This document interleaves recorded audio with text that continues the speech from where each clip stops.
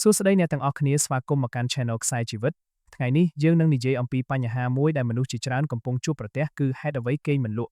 ការគេងមិនលក់មិនមែនជារឿងតូចទេព្រោះវាអាចប៉ះពាល់ដល់សុខភាពទាំងរាងកាយនិងចិត្តមនុស្សខ្លះគេងយឺតគេងមិនលក់ឬភ្ញាក់ញឹកញាប់ពេលយប់ហើយពេលព្រឹកមានអារម្មណ៍ហត់និងមិនស្រួលដូច្នេះថ្ងៃនេះយើងមកស្គាល់មូលហេតុនិងវិធីដោះស្រាយមូលហេតុទី1គឺ stress និងការគិតច្រើនពេលអ្នកគិតច្រើនឬមានបញ្ហាជីវិតខួរក្បាលមិនអាចសម្រាកបានវានឹងបន្តគិតទោះបីអ្នកកំពុងព្យាយាមគេងក៏ដោយមូលហេតុទី2គឺប្រើទូរស័ព្ទមុនគេងពន្លឺពីអេក្រង់អាចរារាំងការផលិតហូម៉ូនដែលជួយឲ្យគេងធ្វើឲ្យអ្នកគេងយឺតឬមិនលក់មូលហេតុទី3គឺផឹកកាហ្វេឬភេសជ្ជៈមានកាហ្វេអ៊ីនជាពិសេសនៅពេលល្ងាចឬយប់វាអាចធ្វើឲ្យខួរក្បាលភ្ញាក់និងមិនអាចគេងបានមូលហេតុទី4គឺទម្លាប់គេងមិនទៀងទាត់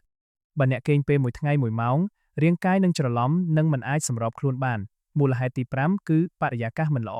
បន្ទប់ក្តៅពន្លឺច្រើនឬសំឡេងរំខានអាចធ្វើឲ្យអ្នកគេងមិនលក់មូលហេតុទី6គឺគេងថ្ងៃច្រើនពេក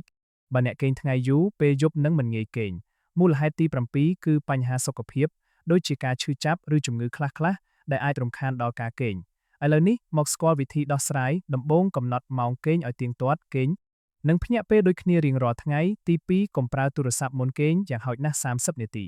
ទី3ជៀសវាងកាហ្វេនៅពេលល្ងាចទី4បង្កើតបរិយាកាសស្ងប់និងងងឹតទី5កាត់បន្ថយការគិតច្រើនអាចស្ដាប់ភ្លេងស្ងប់ៗឬដកដង្ហើមជ្រៅៗទី6កុំគេងថ្ងៃយូរពេកប្រហែល20ទៅ30នាទីគ្រប់គ្រាន់បើអ្នកគេងមិនលក់យូរអង្វែងឬមានអាការៈធ្ងន់គួរតែពិគ្រោះជាមួយគ្រូពេទ្យសរុបវិញការគេងល្អគឺសំខាន់ណាស់សម្រាប់សុខភាព